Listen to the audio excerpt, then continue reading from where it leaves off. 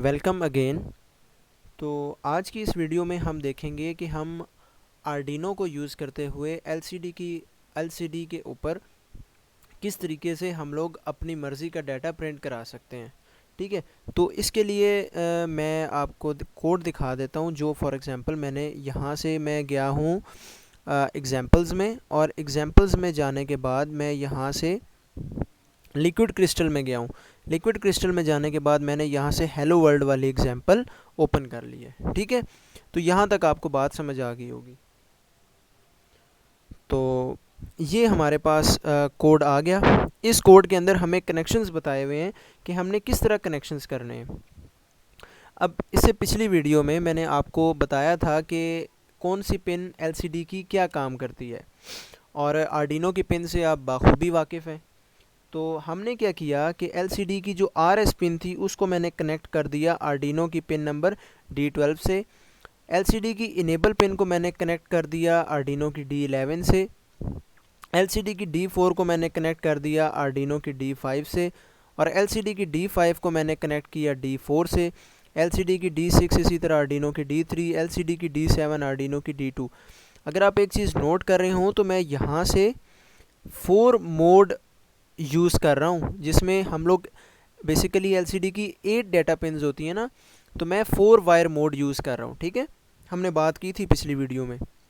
इसी तरह read write वाली को मैं ग्राउंड कर रहा हूँ। क्यों ग्राउंड कर रहा हूँ वो पिछली वीडियो में बता चुका हूँ। VSS को ग्राउंड करना है क्योंकि ये ग्राउंड होता है एलसीडी का। VSS जो होता है वो बेसिकली VDD होता है। अगर आप एलसीडी देखेंगे हो सकता है उस पर VDD लिखा हुआ हो। तो ये कनेक्शन हो गया। अब यहाँ पर एक चीज़ इन्होंने बताई हुई है V0 पिन के बारे में। ठीक है, तो यहाँ से V0 पिन को वो कह रहा है कि आपने एक पोटेंशियोमीटर लगाना है, इस तरह पोटेंशियोमीटर लगाना है। ठीक है, यहाँ पे आपने 5 वोल्ट देने हैं, यहाँ पे आपने ग्राउंड देना है, और इसकी जो थर्ड पिन है वो आपने यहाँ से V0 के साथ कनेक्ट कर देनी है। ठीक है, आपने यहाँ से वेरी करने और V0 को दे देना है, लेकिन हम ये काम नहीं करेंगे। ठीक है, हम PWM यूज़ करेंगे। तो चलें, अब यहाँ से अगर आप चीज़ देखें, अगर आप बना बनाया यही वाला कोड रन करना चाहेंगे तो ये वाला कोड बिल्कुल चलेगा, लेकिन आपको डिस्प्ले पे कुछ नज़र नहीं आएगा। जब आपने एलसीडी के सारे कनेक्शंस कर लेंगे तो जिस तरह आपको स्क्रीन पे नज़र आ रही है एलईडी, इस तरह ब्लैंक आपके पास ऑन हुई हुई नज़र आ जाएगी आपको। ठीक है, तो अब यहाँ से मैं इसके थोड़े कमेंट्स में यहाँ से ख़त्म कर देता हूँ। हाँ जी, कमेंट्स मैंने ख़त्म किए, और मैं यहाँ से थोड़ा ऊपर कर लेता हूँ कोड को मज़ीद।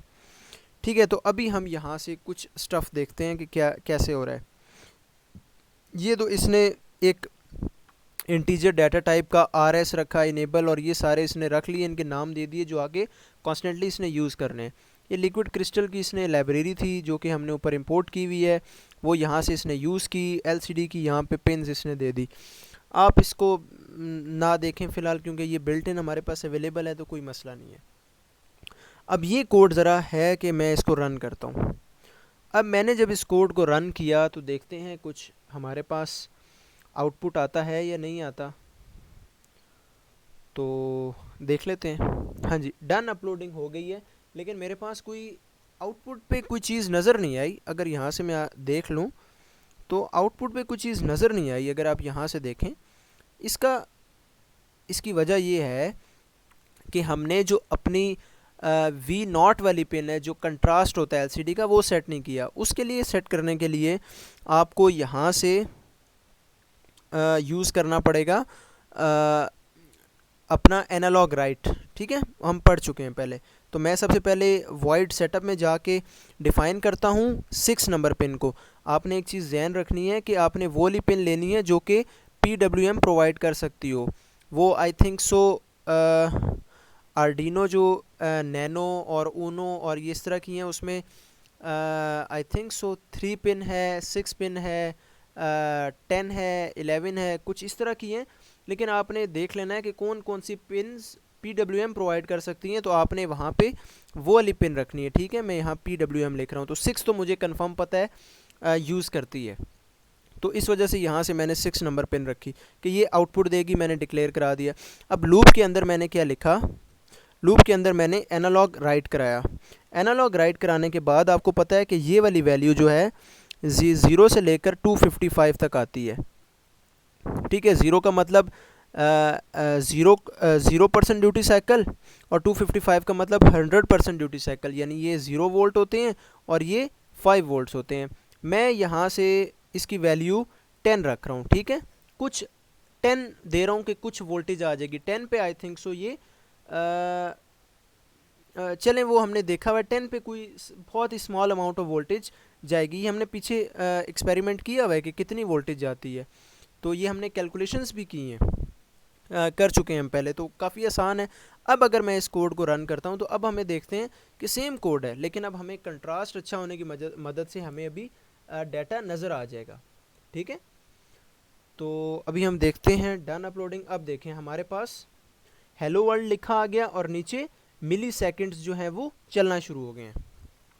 अब मिली सेकेंड्स की जहाँ तक बात है वो हम इससे पिछली वीडियो में मैं आपको मिली सेकेंड कैसे चलते हैं वो मैं बता चुका हूँ। अच्छा, तो यहाँ पे कोड वर्क कैसे कर रहा है ये समझते हैं। अब यहाँ पे जो आपने लिखा हुआ है ना lcd.print hello world, इसका मतलब क्या है? इसका मतलब है बाय डिफ़ॉल्ट इसका ये मतलब है कि lcd डॉट इसका मतलब है यहाँ से ये, यानी इससे पहले ये लिखा हुआ है कंट्रोल C और कंट्रोल V, यानी इस लाइन से पहले ये लिखा हुआ है 0 और 0। ठीक है, इससे पहले ये लिखा हुआ है। मैं आपको समझाता हूँ बारी बारी, पहले मैं ये चीज़ निकाल दूँ, इसको मैं कमेंट में डालता हूँ और मैं इसको भी कमेंट में डालता हूँ और इस चीज़ को यहीं पे लिखा रहने देते हैं और अब मैं रन करता हूँ। देखें अब नीचे से मिली सेकेंड वाली चीज़ गायब हो जाएगी क्योंकि वो मैंने प्रिंट नहीं की, अब सिर्फ हेलो वर्ल्ड लिखा आएगा आपके पास। देखें अब समझने की चीज़ असली आई है। ठीक है, अब सेट मैंने कहा कि LCD का जो सेट कर्सर है, अब ऊपर LCD डॉट बिगिन लिखा है 16x2 की LCD है वो हमें पता है, LCD डॉट सेट कर्सर किया है। इसका क्या मतलब है ये आपको मैं समझाता हूँ। ये मेरे पास LCD है, ठीक है, और ये मेरे पास 2 रोज़ हैं और ये मेरे पास आगे फिर इसके कॉलम्स हैं। ठीक है, ये 1 2 3 और ये आगे मेरे पास कॉलम्स चलते जा रहे हैं और यहाँ 16 तक ये मेरे पास ये कॉलम्स बन चुके हैं। ठीक है, ये कॉलम्स मेरे पास चलते जा रहे हैं। इसका मतलब क्या है? अब इस लाइन को आपने थोड़ा गौर से समझना है। LCD डॉट सेट कर्सर का मतलब है कि ये जो ज़ीरो है, ये जो ज़ीरो है ये आपको बता रहा है कि रो 1, ठीक है, ये आपको ज़ीरो जो है ये बता रहा है कि रो 1, ठीक है, रो 1 बता रहा है। और अगर यहाँ पे मैं ये वाला, तो आपको इसने बता दिया कि ये वाली रो इस्तेमाल होगी। अब ये वाला जो ज़ीरो है ना आपको ये बता रहा है कि रो 1 का अंदर ये वाला करैक्टर जो है ना वो यहाँ पे लिखा जाएगा, इसके अंदर लिखा जाएगा। ठीक है, अगर मैं यहाँ से चले मैं कलर थोड़ा चेंज करता हूँ ताकि आपको, यानी कि ये आपको बता रहा है कि इसके अंदर लिखा जाएगा। चले मैं मिटा ही देता हूँ ताकि आपको बेहतर नज़र आए, कलर्स डिफ्रेंशिएट हो जाएंगे। सॉरी, मैंने सारा रेज कर दिया। हाँ जी, ये जो इसकी रो जो आपको बताएगी ना कि रो कौन सी है, वो ये आपको बताएगा कि ये रो है। ठीक है, और ये जो आपको बताएगा ना ये बताएगा कि ये कौन सा करैक्टर यूज़ करेगा, रो का कौन सा ये कॉलम यूज़ करेगा। फर्स्ट रो का ये फर्स्ट कॉलम यूज़ करेगा। ज़ीरो का मतलब अगर यहाँ ज़ीरो है ना तो 0 1 2 3 4 5 6 7 8 9 10 11 12 13 14 और 15 यहाँ पे आएगा। ठीक है, तो ये 0 से लेकर 15 जो है ये ऊपर वाली रो के 15 कॉलम्स बन जाते हैं। ठीक है, तो ये काम इस तरह होता है। अब देखें, अब ये चीज़ तो ये लिखी गई, ये इस तरह लिखा आया। अगर अब मैं यहाँ पर इसको मैं 1 करूँ तो ये सेकंड रो में जाना चाहिए, और अगर मैं इसको 2 करूँ तो ये थर्ड कॉलम में जाएगा, 0 1 और 2। ठीक है, तो थर्ड कॉलम में जाएगा, यानी सेकंड रो के थर्ड कॉलम से हेलो वर्ल्ड लिखा हुआ आना चाहिए। तो यहाँ से मैंने इसको जब रन किया तो अभी आप यहाँ से स्क्रीन पे देखें, ये डन अपलोडिंग नहीं हुई क्या?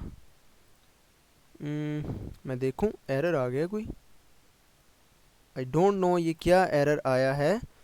सॉरी, ये क्यों एरर आया है? एक मिनट, मैं थोड़ी स्क्रीन एडजस्ट कर लूँ मैं, हाँ नहीं चल गया, बल्कि चल गया, देखें आपके सामने कोई एरर नहीं आया। वो पुराना प्रोग्राम खुला हुआ था जो लास्ट टाइम मैंने एक वीडियो बनाई थी उसमें समझाने के लिए था। तो अब आपने देखा होगा कि सेकंड रो में चला गया है और लाइन 1 हो गई है। अगर मैं इसको वापस ऊपर लाना चाहता हूँ तो यहाँ पे मैं ज़ीरो कर दूंगा, तो ये थर्ड कॉलम से स्टार्ट होगा, ठीक है। एक मिनट, 0 1 और 2, सॉरी, यानी 0 1, मैं चेक कर लूँ, 0 1 और 2, हाँ जी बिल्कुल ठीक है, थर्ड कॉलम में है। अब यहाँ पे अगर मैं इसको 0 मैंने किया है ना, तो अब ये वापस इसी पोजीशन से ऊपर चला जाएगा। अब मैं यहाँ से इसको रन करता हूँ तो हम देखते हैं, यानी ये सेम चीज़ ऊपर आ जाएगी, पहली रो में आ जाएगी। तो यहाँ से ये भी रन हो रहा है, अपलोडिंग हो रही है, देखें आप, स्क्रीन क्लियर हुई और ये चीज़ ऊपर आ गई, ठीक है। ये चीज़ आप समझ गए। तो ये इस तरह, अगर यही वाली चीज़ अगर मैं यहाँ पे जिस तरह मैंने यहाँ पे लिखी है ना, तो अगर मैं इसको कट करूँ और अगर मैं इसको यहाँ पे लिख दूँ तब भी वही बात है। अगर आप देखें तो वहाँ से मैंने उसको कट कर दिया ना। लूप में ये होता है, वो चीज़ जो हमने बार बार चलानी होती है तो हम वो चलाते हैं। अब देखें, मैंने तो नाम तो एक दफ़ा लिखना होता है, मैंने नाम एक दफ़ा लिख दिया और मैंने उसको कहा कि लिखा रहने दूँ, तो कोई इतना मसला कोई नहीं है, ठीक है। तो ये चीज़ थी मेरे पास, हेलो वर्ल्ड जो है मेरा लिखा आ गया। आप इसी तरह कोई और नाम भी लिख सकते हैं, देखें वो भी उसी तरह चल रहा है। अब यहाँ पे मैं एक और लिख रहा हूँ, LCD डॉट सेट कर्सर, इसको मैं लेके आ रहा हूँ सेकंड रो में, ठीक है, 1 लिखा हुआ है और ये 0th पोजीशन है, यानी कि पहले कॉलम में आएगा और सेकंड रो में, ठीक है, सेकंड रो का फर्स्ट कॉलम, इसका ये मतलब है, ठीक है। अब यहाँ पे मैं क्या कर रहा हूँ, LCD डॉट प्रिंट, यानी कि कर्सर मैंने सेट किया कि रो सेकंड रो में आए और उसके फर्स्ट कॉलम में आए और वहाँ पे number of milliseconds print करे। मिली सेकेंड्स देखें कितनी तेज़ी से प्रिंट होंगे। अब मिली सेकेंड्स जो हैं, 1000 मिली सेकेंड का 1 सेकंड होता है, यानी 1000 मिली सेकेंड चलेंगे तो 1 सेकंड गुजरेगा। तो अब मैं यहाँ से इसको रन करता हूँ, ठीक है। तो अब हम यहाँ से इसको डिस्कस करते हैं, ठीक है। तो यहाँ से मैंने इसको भी रन किया और अब आप देखें आपको नंबर ऑफ़ मिली सेकेंड्स भी, वो देखें आपकी स्क्रीन पे कितनी तेज़ी से गुजर रहे हैं। तो मैं क्या करता हूँ, नंबर ऑफ़ मिली सेकेंड्स को सेकेंड्स में कन्वर्ट करता हूँ, तो मैं डिवाइडेड बाय 1000 करता हूँ। तो अब मुझे मिली सेकेंड्स जो हैं वो सेकेंड्स में कन्वर्ट होकर प्रिंट होंगे। तो मैं यहाँ से अगर अब रन करूँ तो अब आप देखें एक एक सेकेंड आपका प्रिंट होगा, अगर यहाँ से आपको स्क्रीन के ऊपर नज़र आता है तो। ये एक सिंपल सा तरीका है LCD को चलाने का। उम्मीद करता हूँ कि आपने इस वीडियो से काफ़ी ज़्यादा नई चीज़ें सीख ली होंगी। जब हमने कोई चीज़ नहीं यूज़ की होती ना, तो हम समझ रहे होते हैं कि कोई कितना ही मुश्किल चीज़ है। कुछ चीज़ें मुश्किल नहीं होती, चीज़ें पढ़ने से आती हैं। फॉर एग्ज़ाम्पल यहाँ पे मैं अपना नाम लिख देता हूँ, तो अब ये ना समझिएगा कि खाली वो ये प्रिंट करेगा, नाम ही प्रिंट करेगा, नाम प्रिंट करेगा। चलें अब मैं यहाँ पे कोई मैं कांस्टेंट भी प्रिंट करा सकता हूँ। फॉर एग्ज़ाम्पल 3, मैंने यहाँ पे 3 प्रिंट करा दिया। यहाँ पे मैं स्ट्रिंग भी प्रिंट करा सकता हूँ, यहाँ पे अरसलान नज़ीर, चले मैं यहाँ पे स्ट्रिंग भी प्रिंट करा देता हूँ। यहाँ से मैं कराता हूँ, एक मिनट,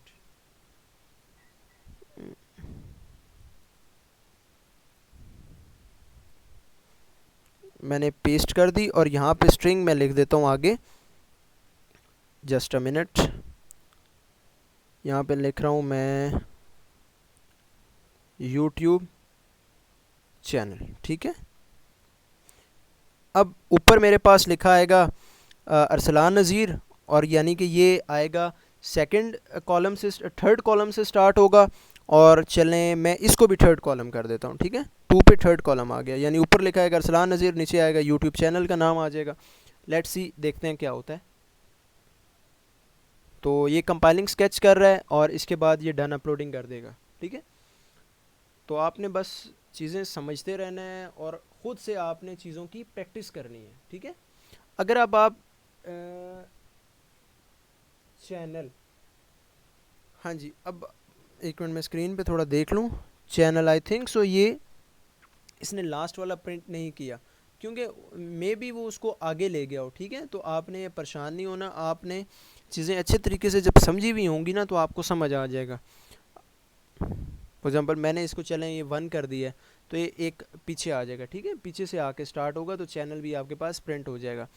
अब इसके अंदर डिफरेंट चीज़ें हैं। LCD डॉट अब आपके पूरे डिस्प्ले को ना वो राइट शिफ्ट भी आप करा सकते हैं, आप लेफ़्ट शिफ्ट भी करा सकते हैं, आपके पास शिफ्टिंग करने के भी मेथड हैं, ठीक है।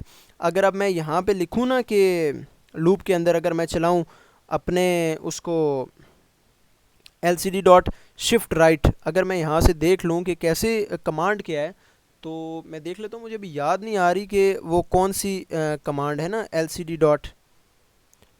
LCD शिफ्ट राइट में आपके सामने कर लेता हूँ।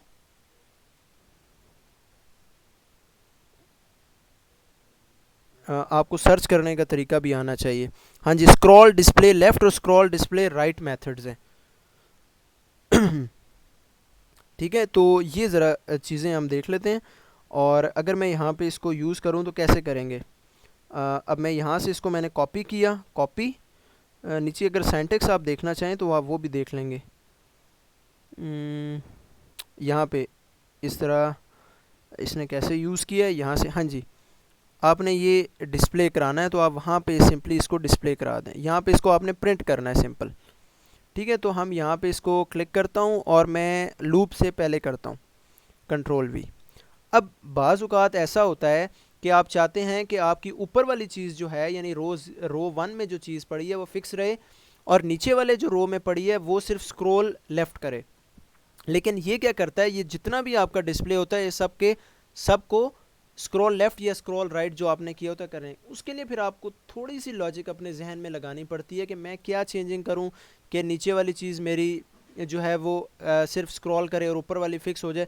तो इसके लिए आपने सोचना पड़ता है। ठीक है, तो आप सोचेंगे तो आपको चीज़ें समझ आएंगी और ये कोई इतना मुश्किल चीज़ नहीं है। ये क्यों इसने मुझे एरर दिया है, scroll was not declared in this scope wide loop. मुझे इसने कहा है कि ये इस लूप के अंदर डिक्लेयर नहीं है। ये क्यों डिक्लेयर नहीं है आई डोंट नो। इसको मैं कट करता हूँ और सेट कर्सर के बाद हो जाना चाहिए वैसे। अगर मैं सेटअप में कर लूँ initially, I think so setup में मुझे करना पड़ेगा फिर। मुझे इसका आइडिया नहीं आ रहा है, मैंने इसको यूज़ किया था काफ़ी टाइम पहले। लेट्स सी, देख लेते हैं वाइड सेटअप में, क्योंकि जब कोई चीज़ आती है वो सबसे पहले सेटअप में आती है। स्क्रॉल डिस्प्ले लेफ़्ट, इसको चेक कर लेते हैं, थोड़ा टाइम लगा लेते हैं हम भी। तो कोई इतना मुश्किल चीज़ नहीं है कि हम बोलेंगे कोई बहुत ही टेक्निकल चीज़ है। देख लेते हैं। हाँ जी, LCD डॉट लिखना है हमने, ठीक है। अब हम जो इसमें देखें छोटी सी मिस्टेक्स हम कर रहे होते हैं, यहाँ पे मुझे इसकी ज़रूरत नहीं है।